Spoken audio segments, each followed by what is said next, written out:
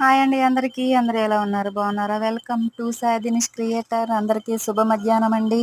ఈరోజు మా ఇంట్లో కోడిగుడ్లు పులుసు చేశానన్నమాట.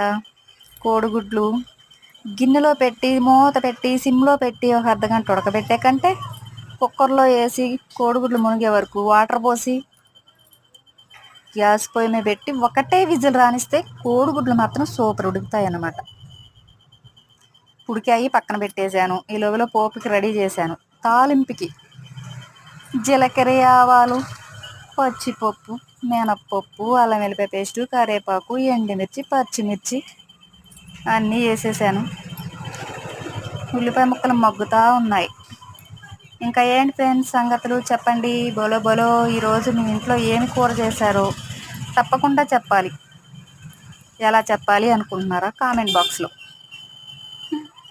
ఉల్లిపాయలు మగ్గిపోతున్నాయి. కోడిగుడ్లు కూడా ఉడికాయి పక్కన పెట్టేశాను. ఉల్లిపాయలు పులుసు పోసేసాను.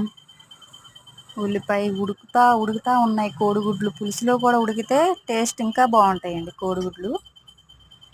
అవునా కాదా? పులుసు అయితే ఉడికిపోయింది, బాగా దగ్గరగా వచ్చింది కొంచెం. ఇంకా టీ పెట్టాలి. బియ్యం గడి పెట్టేశాను. పని అయిపోయింది. Bye friends. ఈరోజు వీడియో అయితే